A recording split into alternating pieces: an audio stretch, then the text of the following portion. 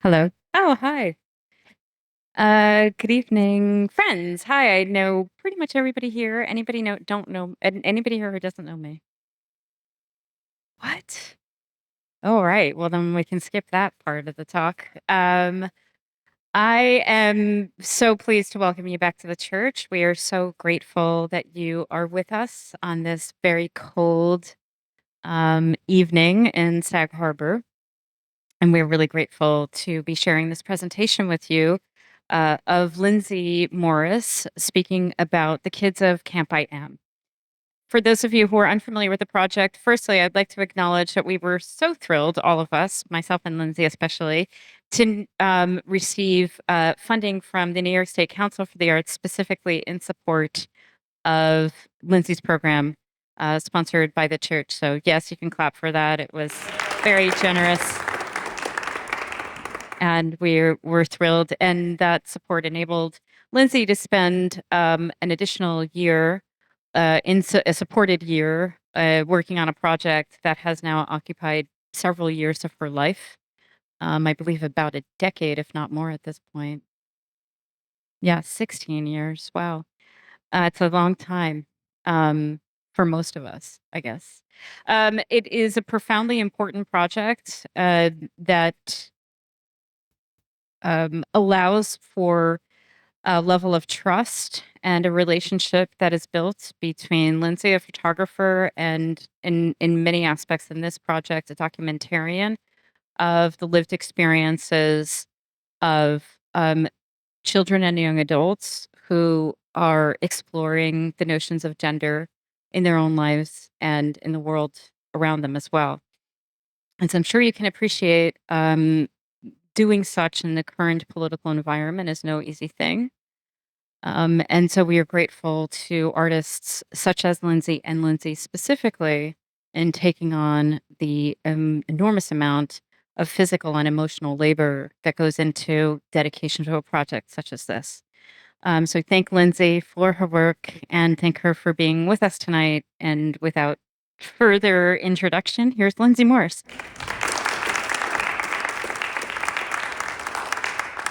Thank you. Can everyone hear me? Okay. Thanks for coming out on a frigid night. You guys are like a little cozy scene for me, so I really appreciate you. Um, so this work and my ability to continue it at this moment is thanks to the church and to Sherry Pasquarella for nominating me to apply for the New York State Council of the Arts grant and for becoming a recipient. Um, I want to thank you, Sherry, for the opportunity and the belief that this project is worth sustaining. Also, as always, I want to thank April Gornick and Eric Fischel for offering this cherished space. You make Sag Harbor something that it was not before. What follows isn't just a presentation of photographs, it's an ongoing commitment, one carried forward by community trust and the willingness of institutions like the church to stand behind projects like mine in these times. At this moment in the United States and increasingly around the world, transgender people are being talked about more than ever. Their lives are flattened into headlines, sound bites, and legislative language. Their bodies are debated by people who will never know them and who routinely misrepresent them. Trans existence is framed as a problem to solve or a threat to manage, while a relentless wave of anti trans legislation has made safety dependent on geography. Since 2024, since the 2024 election, an estimated 400,000 transgender people have fled their home states for safer ones. An extraordinary internal migration driven not by personal choice, but by political condition. I want to begin by saying something very simple. These conversations are not abstract. They are not about ideas. They are about people I know. People whose childhoods I photographed. People whose parents I sat beside in folding chairs people whose anxiety I have witnessed alongside my own, and people who are now young adults encountering a political climate that tells them that who they are is up for debate. This is why I'm still photographing them. This is why this work and these conversations feel urgent now. I began this photo essay in 2010, long before transgender identity became a political obsession. At the time, there was limited vocabulary for what many of these children were experiencing. What existed instead was confusion, isolation, and a deep sense of being alone, felt not only by the children, but by their families. Camp I Am, a small, close-knit weekend summer camp for gender expansive children and their families was created by parents under the auspices of the Children's National Medical Center in Washington, D.C., who simply wanted their children to feel safe and celebrated for a few days. At Camp I Am, children who didn't conform to expectations of what a boy or girl should look like were offered refuge. A place where no one flinched at difference, where gender creativity wasn't corrected or questioned, but welcomed alongside their families. For 4 days, children could be themselves without apology. Parents could breathe. Siblings could better understand and often organically learn to advocate. And a sense of community missing in so many other places was briefly restored. But I didn't come to this work as a neutral observer. I came as a parent. When our son was 3, we began to notice his fascination with his reflection. He would stand in front of the mirror in my heels, his face lit up, and something unmistakable. Joy, yes, but also urgency. On playdates and at preschool, he layered bright fabrics onto his small body. He spun, he beamed, and then just as suddenly he would tear everything off, overwhelmed by the realization that the world and sometimes even his well-meaning parents had rules about who he was allowed to be. Watching my child experience that kind of joy and pain so early sharpened my listening. It sent me searching not for answers, but for other people who might understand. In 2008, in the early days of the internet, I typed, "My son loves pink," into a search engine and found myself on the website of the Children's National Medical Center. There, I discovered a carefully vetted listserv where parents shared the challenges and triumphs of raising gender nonconforming children. Once inside that community, I realized something crucial. This wasn't just about my child. It was about a generation of children being supported by parents. Parents from a spectrum of socioeconomic, political, and religious backgrounds who simply love their children and who I now think of as pioneers. People who unknowingly were creating the first sustained and fully supportive community for gender creative kids. For some, support came at a cost. Some families had fractured under pressure. More than one family had been forced to leave their communities. A family was excommunicated from the Mormon church. Divorces happened. And yet, over and over again, participants returned to the same truth. Being seen early, being believed, had changed everything. Photography became my way of sharing that reality with the world.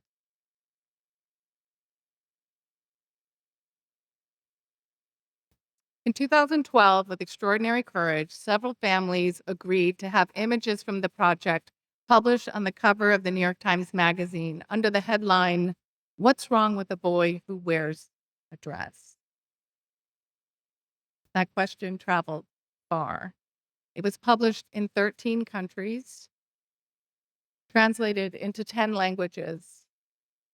It became a book, a BBC documentary,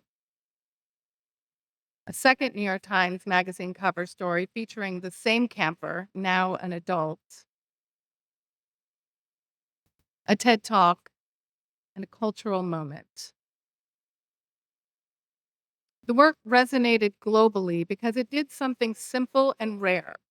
It humanized transgender children, showing them as kids rather than as tragedies or problems to be solved. It didn't ask viewers to decide, it asked them to witness.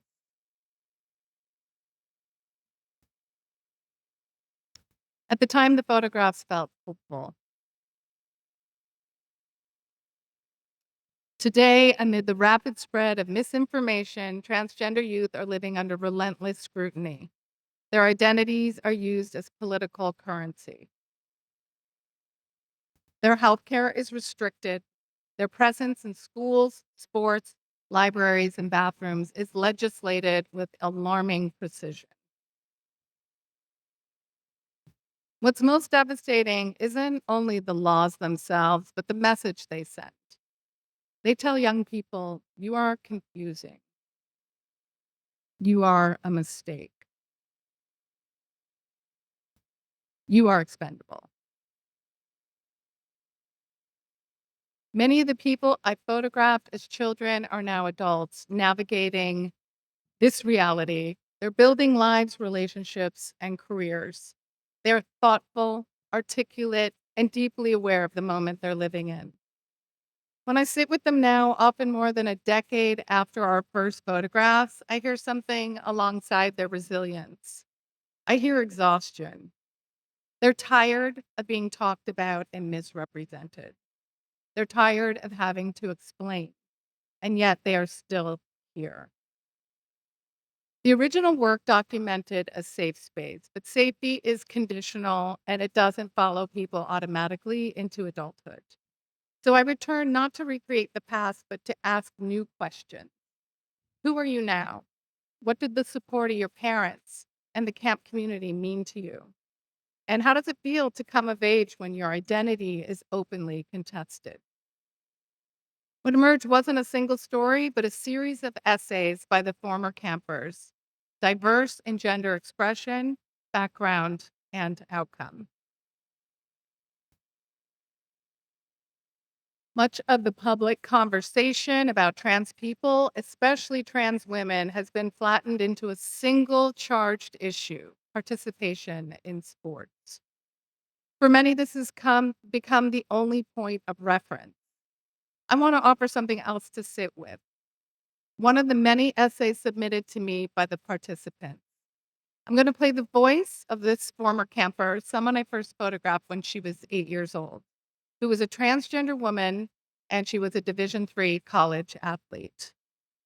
What you'll hear isn't a position statement, it's her lived experience in her own words. I'll also share some of the other portraits I've been taking, traveling around using my Nitska or money. And do the audio. When I was a kid, incessantly seeking to create distance between myself and the label of boy, I strove to associate myself as closely as I could with the furthest thing from it that I knew of: girl. Pink and purple were my favorite colors. I started to nurse a lifelong affinity for makeup, and I desperately, religiously emulated my female friends' habits, behaviors, and hobbies.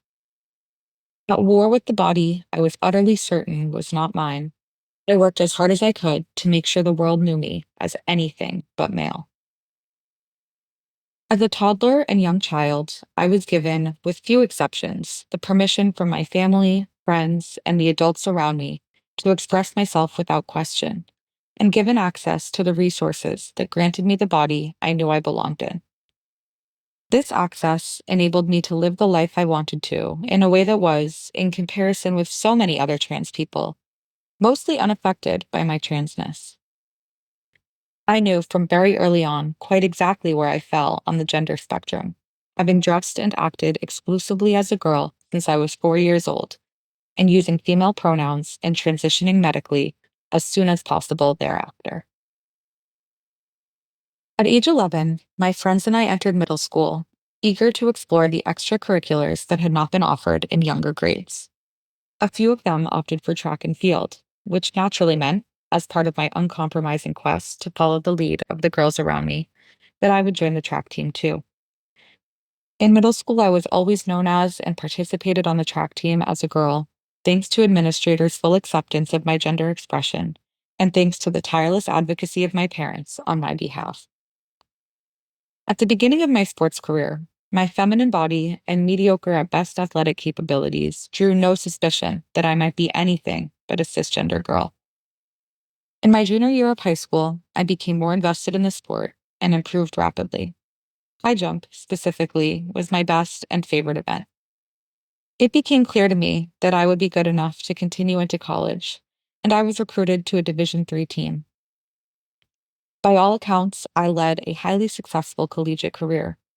I won multiple conference and regional championships, broke school records, and was twice the Division III national champion. I felt and feel very proud of these accomplishments, and felt and feel apprehensive that a public uncovering of my trans identity could put an asterisk next to these successes in the minds of many. To this day, post-retirement and removed from the sport, I still have the urge to defend myself and my athletic career with the data. I began blocking testosterone at age 11, before puberty and prior to the point at which boys develop greater bone density and muscle mass than girls. I then started cross-hormone therapy with estrogen at age 13. This 2-year period of hormonelessness meant that, at the time I began doing track, I had less testosterone and estrogen in my body than the cisgender girls I was competing against. As I continued to progress through athletics and was subjected to thrice yearly testosterone tests, my levels remained at less than 1/10 the limit imposed by the NCAA at the time, and came in under cisgender women's average levels as well. I certainly did not come out of the womb predisposed to athletic success, and earned exclusively below average to average results in track until I decided I wanted to get better. I dedicated a great deal of time and effort to my improvement, and am proud that the thousands of hours I spent running, jumping, lifting, and training my mind garnered me significant wins. Of course, I imagine my closest competitors also worked hard to hone their craft. I say this simply as a reminder that being good at a sport, whether in Division III or as an Olympian, whether trans or cis, takes a lot of work. And the consistently low levels of testosterone in my system provide further evidence that it was that hard work, not biology, that powered me to thrive athletically. Media look constantly for the most clickable headlines, telling the stories of athletes like Leah Thomas, Andrea Yearwood, and even the cisgender boxer Imana Khalif to dredge up the misogyny and often racialized transphobia bubbling just under the surface for many sports fans. I would imagine, though, that my story is far less clickable. For one, I was a Division III athlete who won championships on a far smaller stage than the trans women whose titles have lit the media ablaze. For another thing, as mentioned, I have passed as cisgender for as long as I have done track. My body is that of a woman, and today, being trans more accurately describes a piece of my evolution than the practices of my daily life. As long as I have lived, I have never been so sure of anything as I have that I am a girl. I knew I was a girl for 9 years before I learned I would be labeled as trans, for 10 years before I became a high jumper, and for 18 years before I became a national champion. I am appreciative of the fun and success I found in sports, but sports is what I did. A girl is what I am. Being a successful trans athlete is a coincidental happenstance, a coalescence of my 11-year-old friend's choice of after-school activity, an athletic craft I learned to love, and the gender with which I have always identified. It is not a political agenda, a deep state conspiracy to assault the integrity of women's sports, or an attempt to make my way into the women's bathroom. As is the case, of course, for so many trans people, We look to do the things we want to do without gender or sex impacting the extent to which we can do them. I like to play sports because sports are fun. I like to win because winning is more fun than losing. I feel disheartened at the idea that my athletic success could be tarnished because it is hurtful to feel that your gains may be seen as illegitimate. It has been far easier for me to legitimize those gains, the athletic titles, and the very fact that I could go unquestioned on female sports teams, because I've had the body of a cisgender female since I began to do sports. I say none of this to assert that trans female athletes with higher levels of testosterone than I have are less women or less deserving of athletic success, but rather as evidence for how crucial it is that we nourish children's free exploration of their gender identity from a young age. Trans athletes who are not blessed with the luck I had to be so well supported throughout transition in youth, and those who come to know themselves as trans at a later age than I did, deserve the opportunity to play the sports they want to play. Denying them this chance has life-threatening implications. I can only hope, however, that we raise our next generation of aspiring female athletes who happen to be trans with the support and resources I got.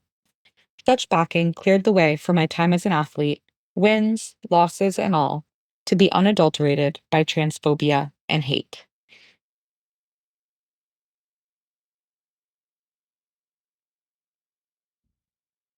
Can you hear me? Okay.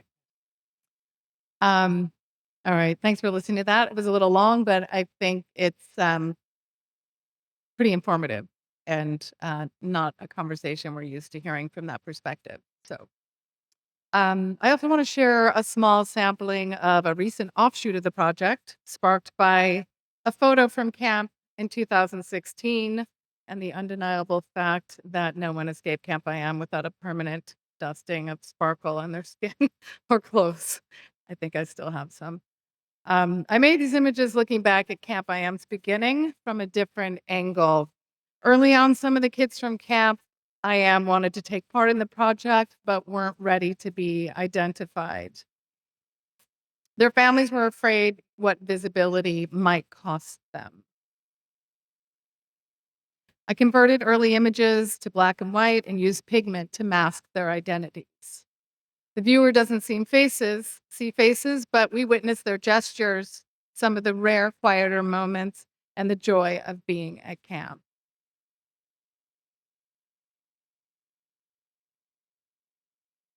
I think of this series as a pause in the project, sitting between the early, colorful You Are You monograph images and the updated portraits of these same people as adults.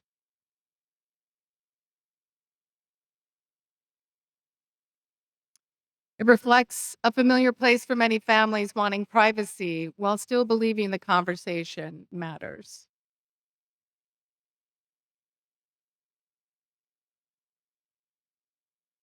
It's been 16 years since the project began in earnest. From the titles You Are You to the adopted New York Times Magazine title, The Kids of Camp I Am. Moving forward, I'm working under the project title Still Ourselves, continuing with the portraits while exploring ways to share writing from the participants. Still speaks to continuity over time, that this isn't a phase. We were ourselves then, we are ourselves now. Still also carries a sense of calm and steadiness. As public scrutiny grows louder, these images refuse to mirror that intensity. Ourselves is collected. It resists isolation. It affirms kinship across time, between child and adult, between one former camper and another, and between then and now. And in closing, this is a couple, they're twins. You probably saw an image of them earlier. One of them identifies as a transgender woman, and her brother is a cis male gay man. And I recently asked um, this question: what would you say to people about what it is to be trans right now? Without hesitation, she said, if anyone were to look into my life, they would see a motivated, pretty happy person who's excited about living and has an amazing community around her. They would see someone who is thriving. That is what acceptance and support from friends and family and our government does for trans youth. Why would anyone want to regulate someone else's ability to feel happy? Love and acceptance result in happy, thriving people, especially LGBTQ plus youth. She continues, it has a real impact. So, making the everyday choice to be supportive and positive to everyone, and especially to those who are struggling, means the world. That resonates in so many ways. That is not ideology, that is evidence. I photograph these young people now because the stakes are higher and the distance between who they are and how they are portrayed has widened. I hope to achieve some justice for those sharing their lives with me. And that is why I'm still here, why I'm still photographing and sharing these lives, and will continue to do so. 4 years from now, in 2030, I will begin my third round of follow-up portraits and interviews, documenting the former campers' adult lives for a second book.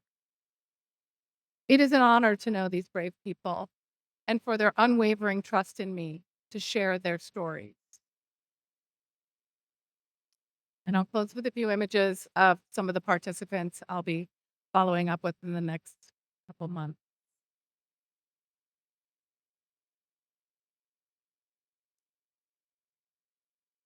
These portraits were taken 10 years ago.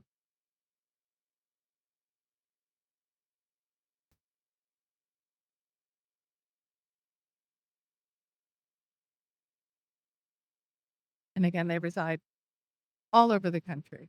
So might have to do another Kickstarter. See.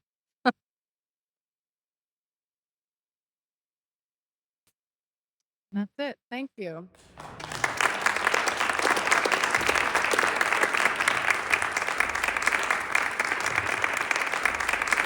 Thank you, Lindsay. That was incredible and incredibly moving. And once again, I really salute your tremendous commitment to this project.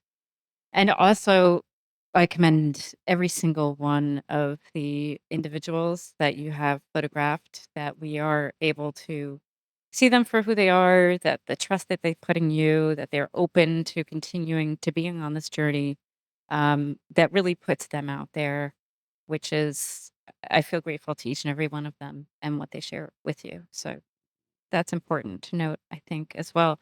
Um, we are opening up to questions, and I will like to start with one.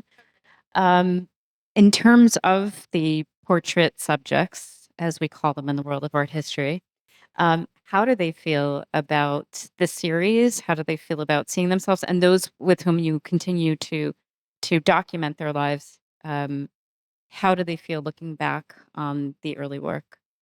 'Cause and also, not all of them have continued on the trans journey per se, I think is important to note. No, I mean, the kids at camp kind of ran the spectrum. So, yeah, it's the little, we talked a lot about trans rights here, but a lot of the kids at camp, identify as gay today or in other places on the spectrum. But how do they feel? Well, the early work was a lot of fun. I mean, it was camp. We were having a blast, and the parents were kind of grouped off, and um, these groups that they provided therapists and endocrinologists, and people were really answering all their questions while the kids were allowed to kind of run wild. So I ran wild with them, and they remembered those as good times. And it always felt collaborative, and even more so now because we look back at their older photos and we talk about, like, how do you wanna show yourself today as it relates to the picture I made juxtaposed with your updated portrait.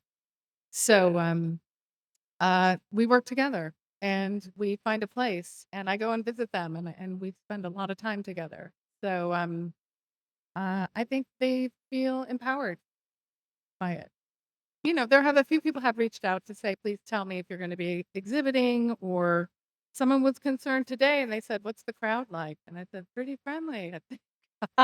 I know most of them, but, she was more comfortable with it then, but she said, "Just always let me know what you're gonna do, and as long as you keep a you know. Were there any kids who chose not to be to opt out of the revisiting? Yeah. Yeah. And the ones who opted out are the ones who consider themselves as having this great advantage in life that they took puberty blockers.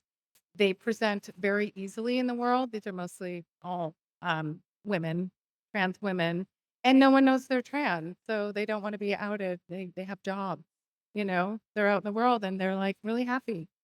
And we do talk about a more like anonymous way of photographing, and that's a conversation that we continue. But for the most part, some of them are really like they want to opt out. Some of them don't even identify as LGBTQ. They're just I'm just a girl.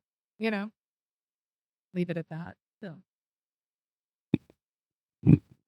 First of all, thank you. This is really amazing to sit through and be part of. Thank you. Um, it's clear in the portraits that you develop tremendous trust with them because they really are directly looking at you. So that I think the portraits are strong because of the relationship you developed with them. My question has to do with, does the camp still exist? Are you going back and seeing other young kids who are in the same, situation and wanting a safe place to be? Does that still exist? And do any of these people, as they get older, come back together and sort of reunite with one another? the camp disbanded in 2016, and that was just parents kind of dropping the ball. You know, there was it's a long story.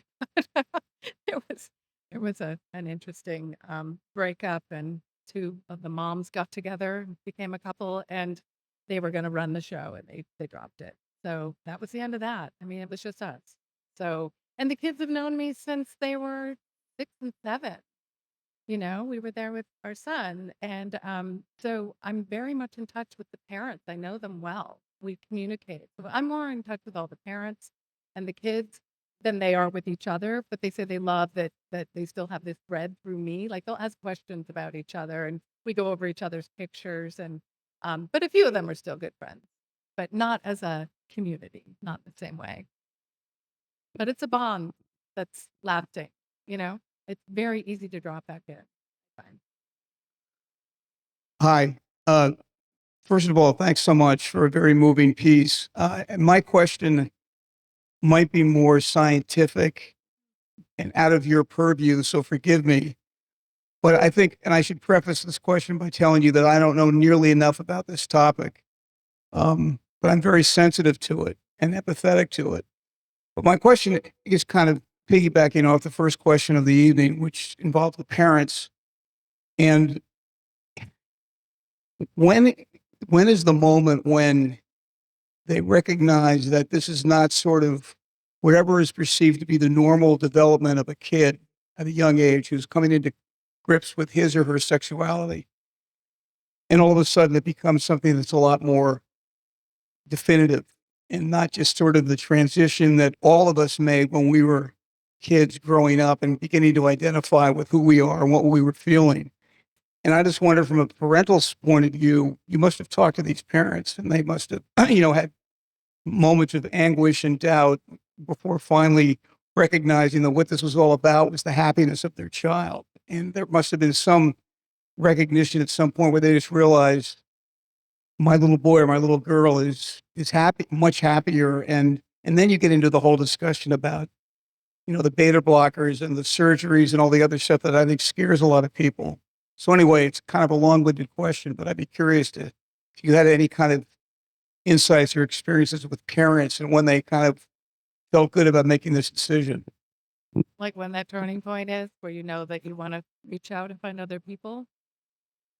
I mean, Just with their, just make, it's a big decision. It's a big deal to kind of, it comes about the happiness of your child and now what you perceive to be the proper protocol of development, if you know what I'm saying. yeah, no, and it is a big decision, but this is a decision that's made over several years with several with input from psychiatrists and endocrinologists and therapists and family. But I think the point where it becomes most difficult for most people is at school when these kids start to feel different and alienated.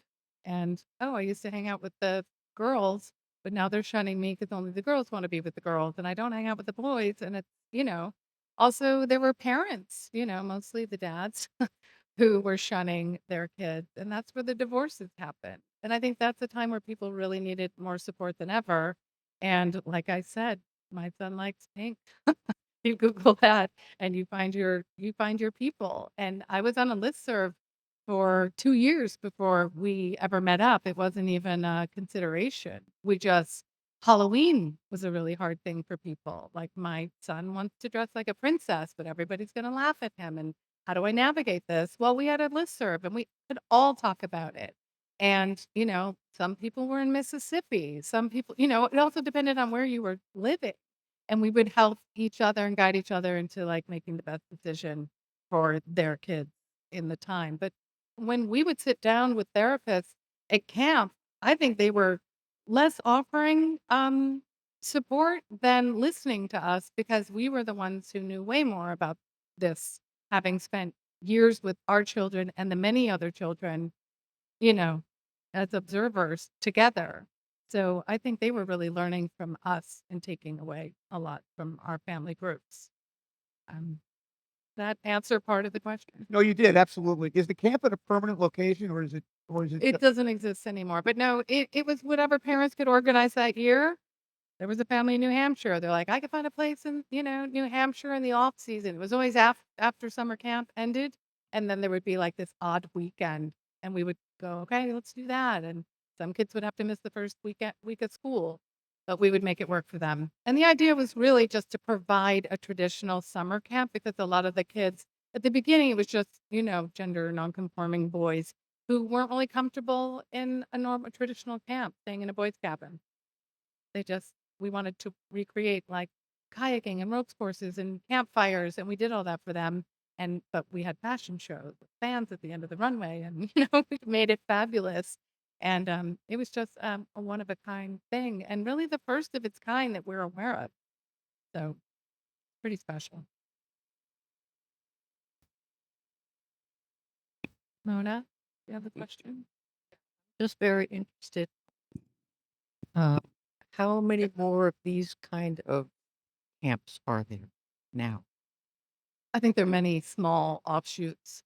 Even some of the parents were like, I don't know if I can like get my kid to Wisconsin or wherever every year. I'm in Arizona. I'm going to start my own camp. And there were a couple of people who started some pretty fabulous camps who had connections with, they always could bring in somebody from fashion who was just like, bring in that big frumpy dress and I'm going to make you a gown. And the kids like over the year would make these like outrageous looks. They each had like 3 looks and they would, you know, do the runway, but run around in heels the whole time too. And then later we started to see more kids who were assigned female at birth who presented male come to the camp. And so that's why at the beginning, my first book doesn't represent um, trans boys.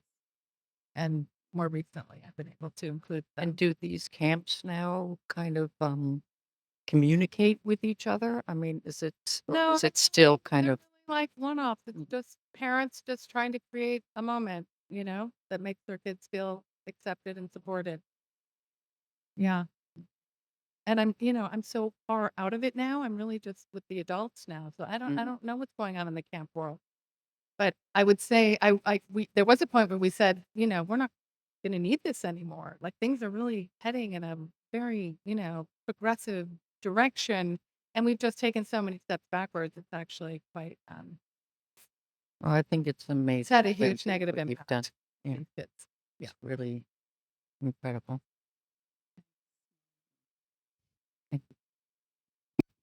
I have Francine. Hey, Lindsay. Um, First of all, kudos to you and your subjects. This is such a beautiful, powerful, poignant. I could go on. I mean, and so much needed in our time right now. Um, and I've seen it from the beginning to where it is now, and you just keep surprising me with where you're taking this. The most recent pictures with the sparkles just really are spiritual. They're magical. And yet all the information is there. It's really incredible. My question to you is, when it was translated into different languages for different countries, did you get different responses from different countries and their cultures compared to American? I mean, not really. I work with an agent, Mm, and he basically sells the story, or it went into syndication with the New York Times, and they sold the story. mm. There was like a um, moratorium. They have like a 3 month, and then my agent would take it and was able to sell it all over. And it scares me a little bit because I wanted to make sure that the reporters weren't misrepresenting. Like in Italy, they don't have a vocabulary for trans kids, and they don't really support or accept them. So I wanted to make sure I would translate the titles. They would, send them to me first, and I try to Google Translate and ask people I know, like, are they telling this honestly? Are they? It's important that you tell it like we're telling it, not. It's not funny. It's some people said, watch out, certain countries may misrepresent this group. So I had to work really hard to make sure that that didn't happen, because I represent these people, they trust me, and it's a lot of pressure. And I don't know, it's just such an honor. I don't want to ever, mess it up. So thank you, Francine. That's really Hi, thank you so much. This was really incredible. There are a lot of, I'm a professor and I work with a lot of transgender faculty. And sort of one of the questions I was thinking about, once you publish in all these other languages, don't you get emails all the time, people asking you or something? But maybe you're somehow cushioned somehow. But I wondered if you'd, worked with any of the many colleagues that are out there who are doing other kinds of work, often less artistic, but this work could so well inform what they're doing. I mean, normally, if I speak about the work, it has something to do with an exhibition. So if I'm showing the work, I always try to encourage a panel of people from, if it's at a university, or um, I had a great panel at Photo Fest in Houston, and they brought in nurses and doctors and like all these people who just didn't want the clinical side of it. They wanted more the personal side of it. And I had parents from camp who happened to live in Texas who came for the panel as well. And the information again was coming not from the medical side. We know the medical side. They know, yeah, I mean, as much as they know, but it's more from the parental side and the emotional side and the bedside manner. How do we treat people? Um, Properly coming, I mean, the language was really evolving as this started in 2007 was the first time we went to the camp, which was barely a camp. It was a bunch of loud kids in a hotel, but we outgrew that. Um, but I'm always interested, but I do like it to have something to do with showing the work, because I think looking these kids in the faces is really the most important thing. Just to it just can't be me speaking. I think it's really important that we look into their eyes. And when I can, they join me. I mean, the TED Talk I did with a camper who I met when she was 7, and she just happened to be an incredibly brilliant writer and a award-winning debate. She was at UVA um, speaker, and she came and spoke with me, and she stole the show. She was amazing.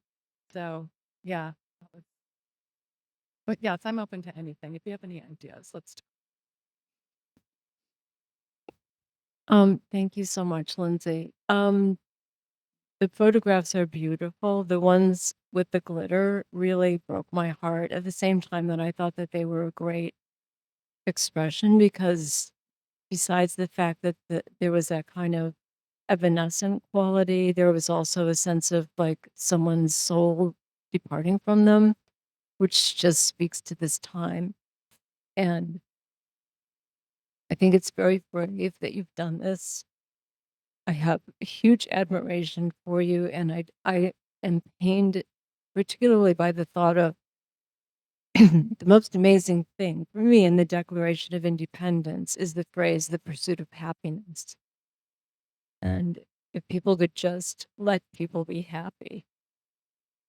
I'm sorry, it's been a rough week for all of us, I know. So I think I'm coming off of a lot of that and some personal stress too. But I just want to say that it's remarkable also to the gentleman who first, excuse me, hi, the gentleman, yeah, I like, oh gosh, like 30 years ago, I think a friend of mine who had a beautiful baby boy who was about 12 years old told me that he wanted to transition.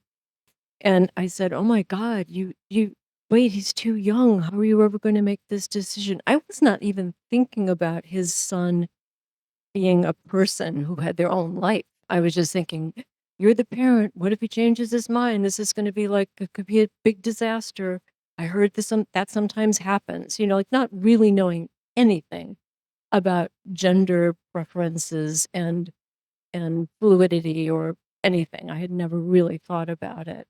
And um, he took me aside because we were in a larger group, and he said, um, he's suicidal. He needs help now. So, pardon? It's like about 12, as I recall, young, really young, but in tremendous pain. And I hadn't thought of that. And I was like, oh my God, it shut me up forever about, questioning someone else because it's so complex. Life is hard enough as it is, blah, blah, blah. But, just the fact that you're out there and staying with this project and sticking up for these kids. Bravo. I just want to say one thing. One of the kids I spoke to the other day, she said one of her friends asked her recently, "Well, when did you know you were a girl?" And she said, "When did you know you were a boy?" I mean, it's when people say like they might change their mind, like it's a decision, a choice. It's not a choice. It's how you're born. You know, I don't know anyone from camp who has transitioned and changed their mind. That's pretty rare, and I'm talking about kids who transition very over years, like I said, but they transition first socially with their clothes and making an announcement to their schools or even moving to a new town, which is very common. Start over.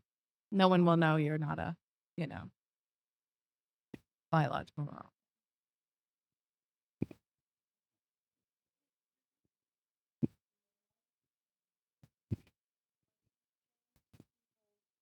Minds and acceptance. And so if anybody said, well, what's better for people?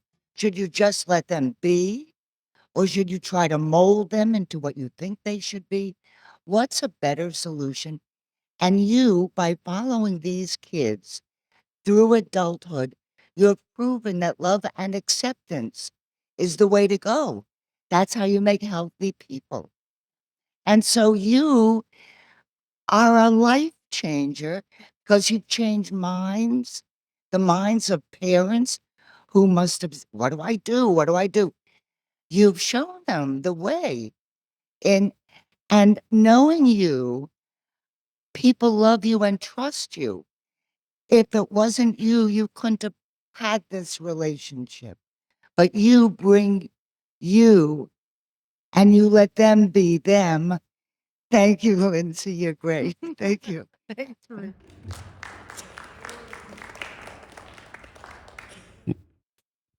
Hi.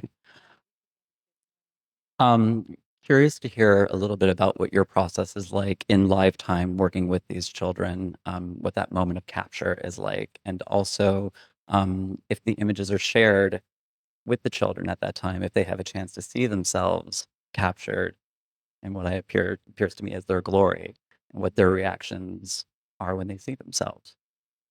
Um, it's a lot of planning. It's very hard to nail down 20 something. I mean, getting them to write an essay when they don't have to is really, I'm still, trying to, yeah.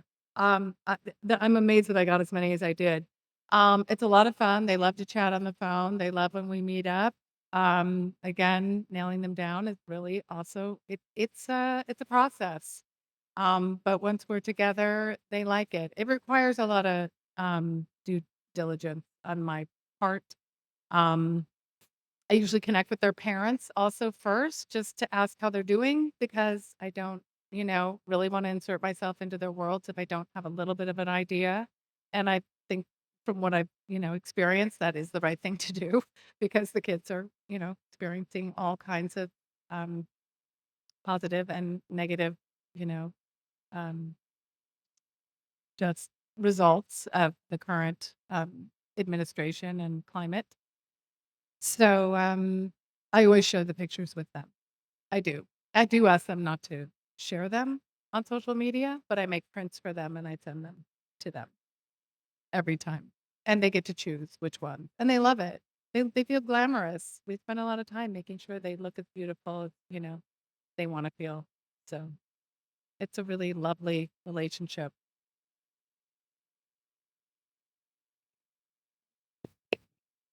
Hi. Uh, I'm sorry, I had to go to an opening for another group that needs a lot of support, ARF, and that was delayed me.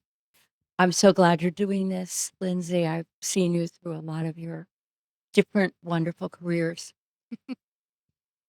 I may be wearing something you designed, actually. But as some of the people in the room know, we have a transgender child. And I wondered if anyone else in this room has introduced themselves as a parent of a transgender person tonight. Because it's lonely.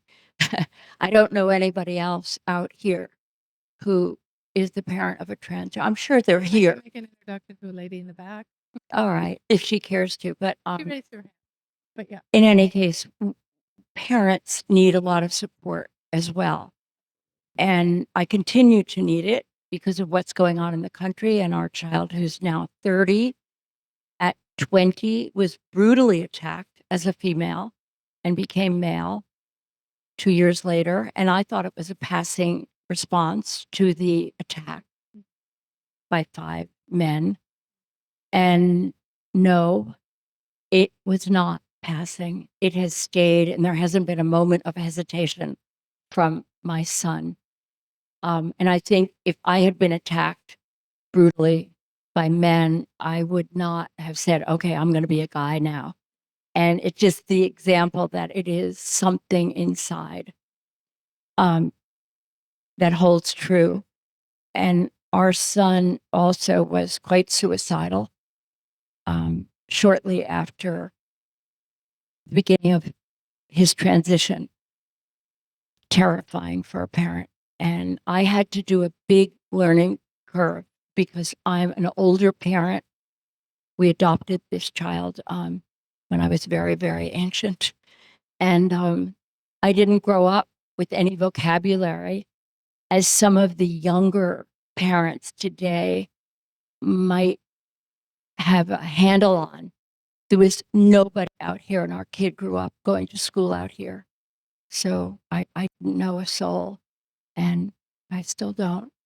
But we parents need a lot of help to keep up the fight. And I'll just end by saying our son has to live now away from here. It's too dangerous on Long Island. He's been misgendered and the subject of horrible bigotry. And so he lives in Northampton, which is a very safe LGBTQ community. Not perfect for transgender, but it's better. He feels a little safer. So it's just terrifying what's going on. An example that I gave before you came in Mhm. about people having to move to a different state for either gender affirming care or just to feel safe. Yeah, and away from their loved ones who make them feel safe.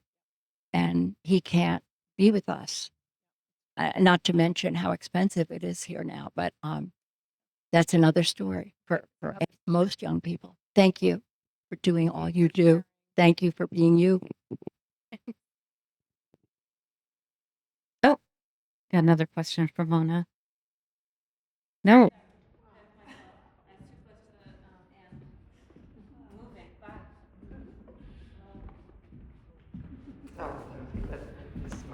Sorry, Lindsay, but this might go way too far and too long. But I'm so curious as to what is the real fear that is behind all this. I mean, if we look at each other as humans, it's like I have a really hard time understanding what is the underlying fear that people react so extreme. Joanna, do you have the answer to that? Oh, you're waving. Okay. I don't know what the underlying fear is. Um, I don't know if I really want to venture to state what I think it is, but it's the other, I think it's just people who are different scare people. It's pretty, yeah, I think it's pretty basic, but it dis, displays itself in horrible, violent ways. But I think it has a lot to do with fear. What are we afraid of? I'm not sure because I don't have that fear, and I wish someone would share with us what the fear is. I mean, I can share a story. Not that I have the fear, but I was in a professional environment in my last professional incarnation, and I was with two clients of mine and another professional who had a young child who started having challenges with their gender beginning at age 4 and became um, suicidal and a lot of challenges. And so this former colleague was sharing with us the struggle. And my client said, well, how do you make the decision? Similar to the question that was asked, how do you make the decision um, what to do with the child and whether or not that they should, live their life, how they should live their life, if they should present as male or female. And she said, this was the parent, she said, well, at first I thought that they were just gay, and I was scared by that. And then I realized that it's even more scary. And I was thinking, and they knew I was gay. And so I thought, well, wait, what? It's now, I didn't know that straight people are living in fear that their kids are going to be gay, and then let alone that they might be trans. But I think that is real to the point of what I tried to understand, um, trying to empathize with what she said, not be wildly offended by it, was that people generally want what's best for their children. And that often means living a life that is the impossible dream people often have for their kids, is that they have a life free of pain and struggle. And unfortunately, that's just an inherent part of the human experience. And eventually people figure that out. But I think that for a lot of people, the parents' equation, there is sometimes not like you clearly have a strength and a graciousness that allowed you to see your child and other children as autonomous beings. But not everybody can separate their hopes and expectations for their children from the personhood of the child.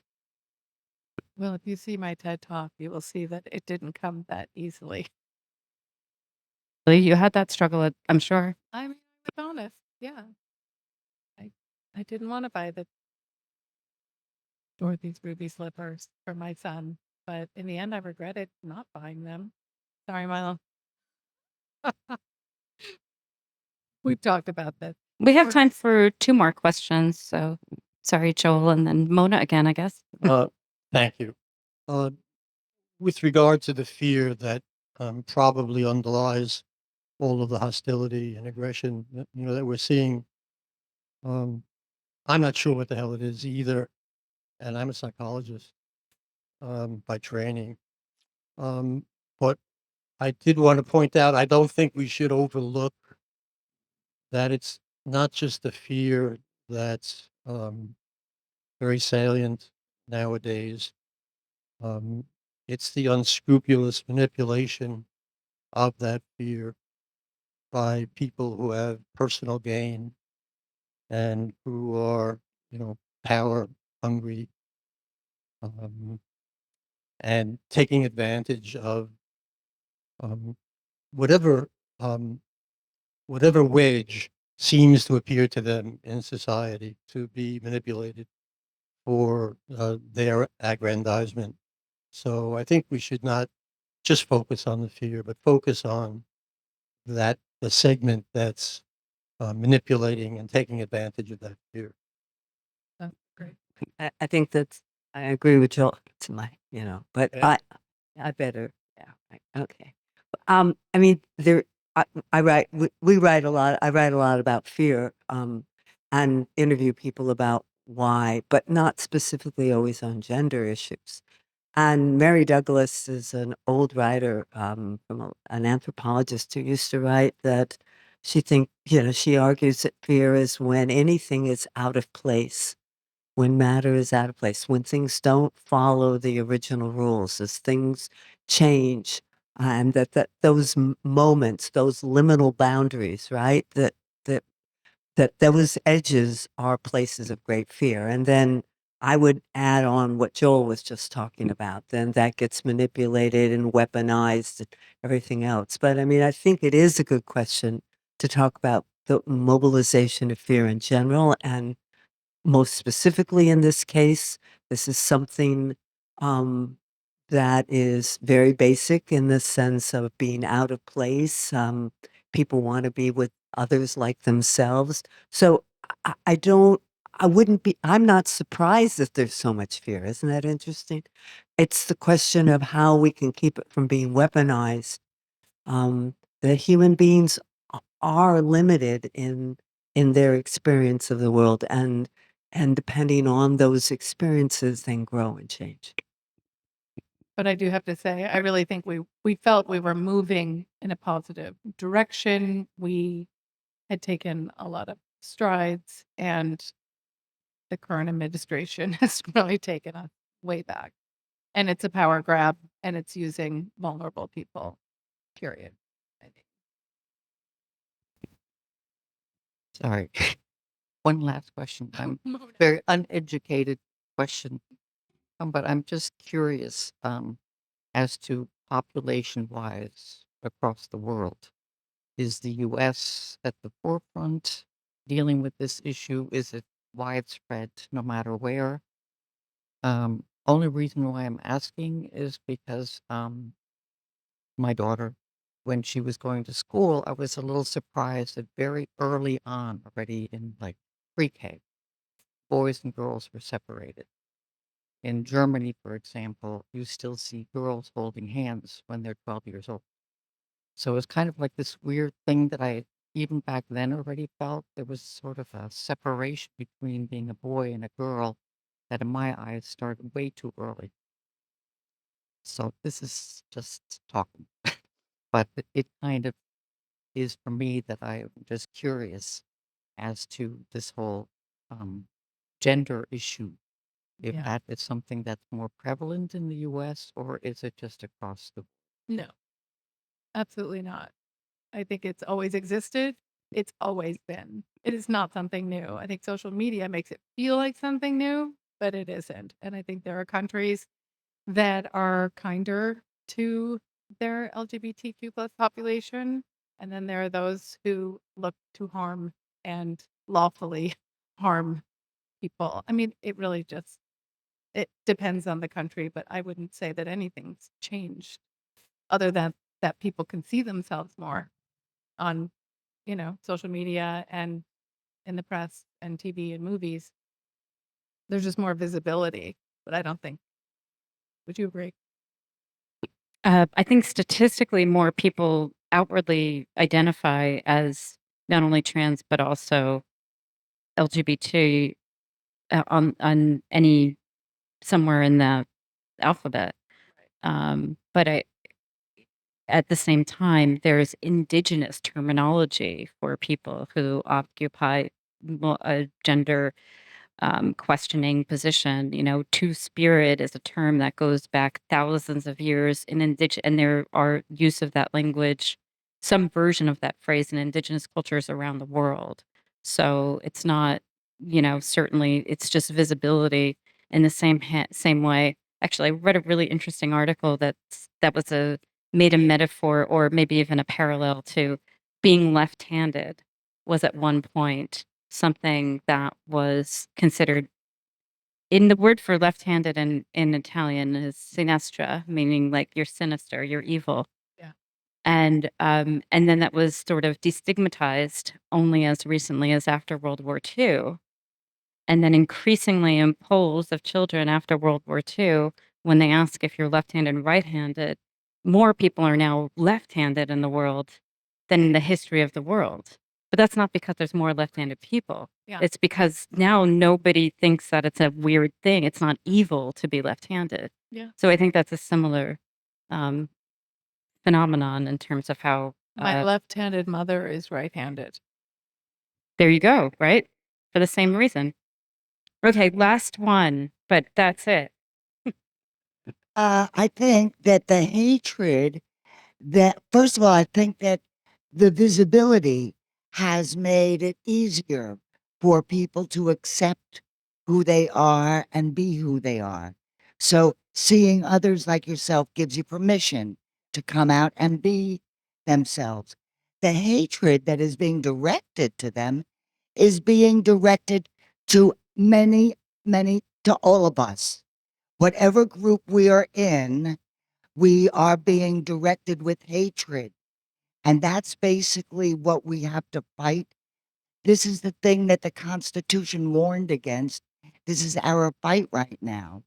But they are being targeted, as is everybody. Nobody is safe. When they're targeted, we're all targeted. And we're seeing that now.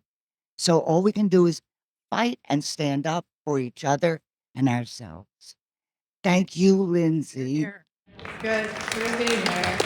Thank you. Thank you for saying that, Ruby. It's a perfect note to end on.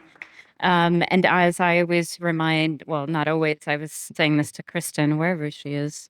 It's an important part of the work that we do here, and those of you who are artists here, is to persevere, to just keep we remain a part of the fight by ensuring that the church stays open, by ensuring that we always have a space for makers who are doing all kinds of work, that we're championing creative expression. And also, Lindsay and many of the artists here, we are grateful for you and need you and encourage you to continue to do the same. So thank you so much. Thank you. Thanks everyone for coming out.